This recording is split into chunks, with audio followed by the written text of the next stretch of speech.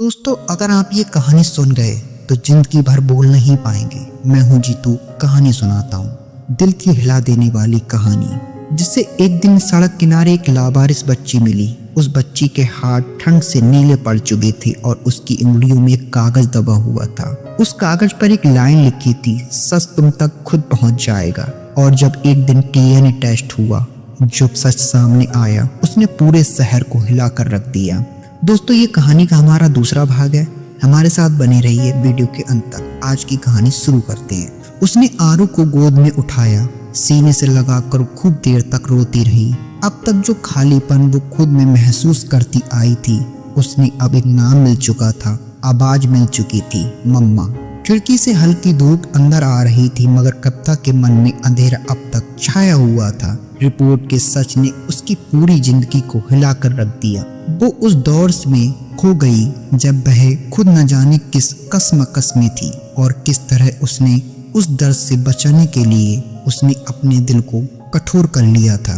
उस रात को याद करते हुए जब सब कुछ उलझा था, तो जैसे वक्त भी ठहर गया। उस पार्टी की हंसी, दोस्तों की आवाज और फिर अचानक काली छाया, जो उसकी जिंदगी की सारी रौनकें छीन के ले गया। उसने खुद को संभालने की हर कोशिश की, पर उसका शरीर और मन दोनों उसके झटके में महसूस करता हुआ टूट गए थे।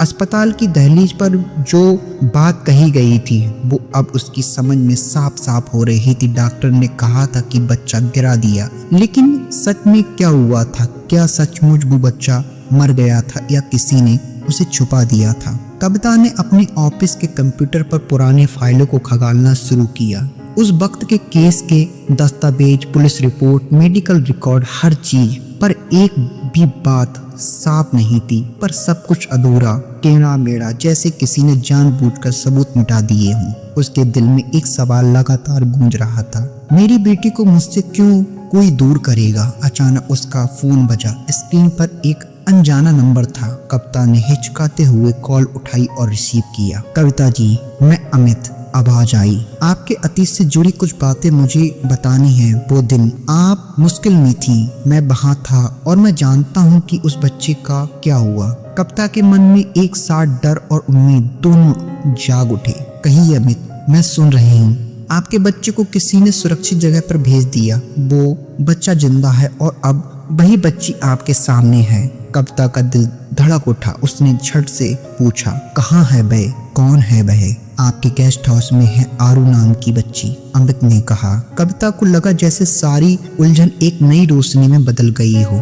फोन बंद करते हुए बस वह रो पड़ी, इस बार दर्द से नहीं बल्कि राहत से। आरू के साथ उसका रिश्ता अब केवल माँ बेटी का नहीं रहा था। ये लड़ाई थी सच को खोजने की, अपनी पहचान के लिए, और उस साजिश को उजागर करने के लिए जिसने उन्हें अलग किया था। कविता ने तय किया कि अब वो पीछे मुड़कर नहीं देखेगी। जो कुछ भी हुआ उससे निपटेगी और अपनी बेटी को भी जिंदा देगी, नई जिंदगी देगी जो खुद उसे कभी नहीं पाई है।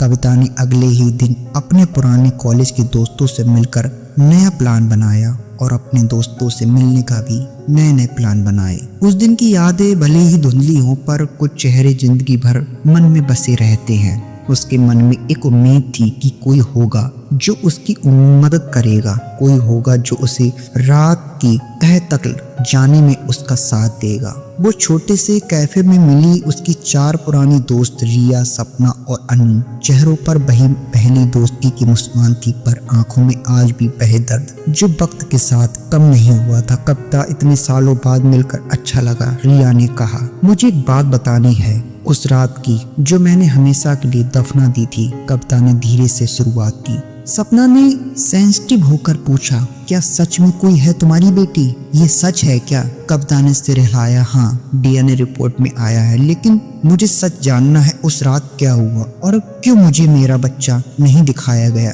अनु ने गहरी सांस ली। कविता, हम सब भी उस रात के बारे में बहुत कुछ जानते हैं, लेकिन डर के मारे कभी बोल नहीं पाए। रिया ने अचानक फाइल निकालकर कविता के सामने रख दी। हमने कुछ डॉक्यूमेंट्स जमा किए हैं जो शायद तुम्हारी मदद करेंगे।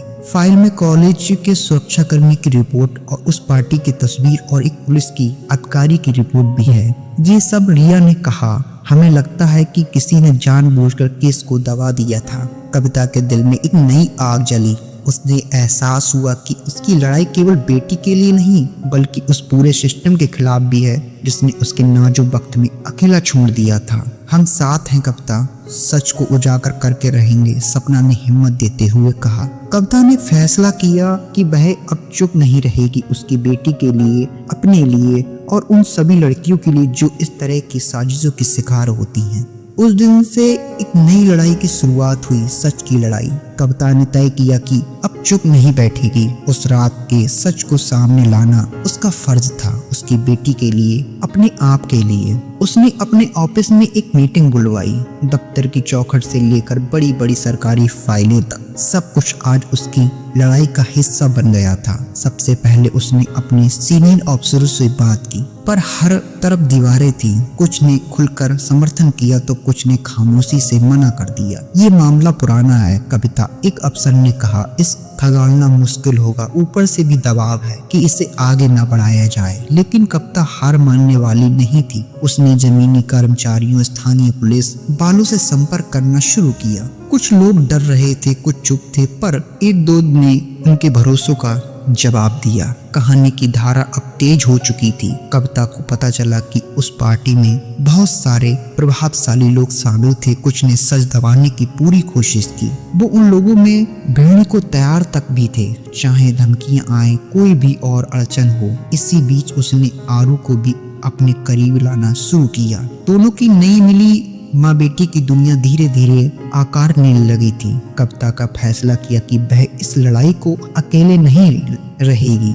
उसने कुछ भरोसेमंद पत्रकारों से भी संपर्क किया ताकि यह मामला सार्वजनिक हो सके। सिस्टम से टकराव आसान नहीं होता, लेकिन कविता का इरादा अटूट था। कविता को लगने लगा था कि जैसे किसी ने उसकी हर चाल को नजर में रखी हुई हो। फोन पर अनजान नंबर से धमकी भरे कॉल आने लगे थे। ऑफिस में भी कोई किसी बात को छुपाने लगा था। अगर तुमने इस मामले को आगे बढ़ाया तो अंजाम तुम्हारे लिए अच्छा नहीं होगा, एक बार फोन पर घंटी ठंडी सी आवाज ने कहा। पहले तो कविता ने इसे नजरअंदाज किया, पर जब उसके घर से बाहर कुछ अनजाने लोग दिखाई देने लगे तो वह सतर्क हो गई। उसका परिवार भी अब चिंता करने लगा था। पति राजीव ने कहा, कविता तुम्हें संभल कर चलना होगा। ये लड़ाई तुम्हारी बेटी के लिए जरूरी है, लेकिन अपनी जान भी जोखिम में मत डालना। अपनी जान से भी बड़ा कुछ नहीं होता। कविता ने मुस्कुराकर जवाब दिया, राजीव, डर से लड़ाई नहीं जीती जाती। मैं हार नहीं मानूंगी। लेकिन मन के अंदर अब डर घर कर गया था। वह जानती थी कि यह लड़ाई आसान नहीं है। एक दिन ऑफिस से लौटते वक्त उसकी गाड़ी में टायर फट गया। ये साफ था, लेकिन ये कोई हादसा नहीं बल्कि चेतावनी थी। उस रात कविता ने अपनी बेटी आरू को गोद में लेकर सोचा, तुम्हारे लिए मैं ये सब कर रही हूँ। सच को सामने लाना है, चाहे कुछ भी हो जाए। अब वह पूरी तरह से तैयार होती, चाहे जो भी हो।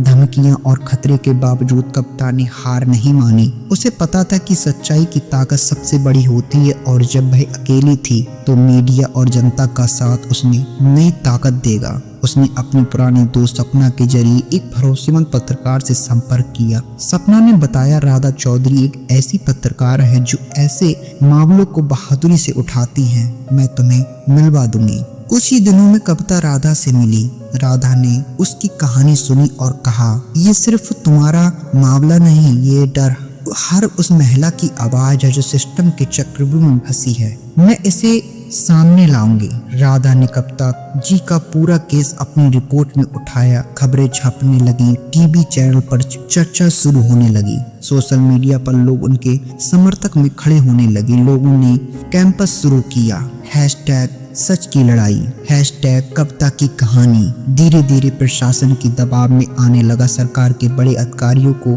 जवाबदेही के लिए उठाना पड़ा। कविता की बेटी आरू भी स्कूल में अपनी माँ की बहादुरी की मिसाल बन गई। अब वह अकेली नहीं थी, वह जनता की ताकत से अपने मामले को आगे बढ़ा रही थी। इसी बीच कुछ भ्रष्ट लोग जो सच को दबाना चाहते थे उसके चेहरे की बेनकाब होने लगे। कविता ने महसूस किया कि सच की आवाज कितनी शक्तिशाली होती है जब लोग साथ हों। उनकी लड़ाई अब एक बड़ी लड़ाई बन गई चुकी थी, समाज के हर उस हिस्से के लिए जो न्याय की उम्मीद रखता था। जब जनता और मीडिया ने कविता की कहानी और जोर शोर से उठाया, तब सिस्टम के अंदर बैठे कुछ लोग के माथे पर चिंता के बादल मंडराने लगे थे। उन लोगों के महसूस किया कि अगर कविता को रोका नहीं गया तो उनकी सारी सच्चाई लोगों के सामने आ जाएगी। इस डर ने उन्हें मिलकर साजिश रचने पर मजबूर कर दिया। एक दिन कविता को अपने ऑफिस में अचानक नोटिस मिला। आरोप लगाया गया कि उसने सरकारी नियमों का उल्लंघन किया है। ये झूठ है, कविता ने भीतर ही भीतर सोचा, पर सबूतों ने इसे तय साबित करने की कोशिश की। उसके खिलाफ अफवाहों फैलाने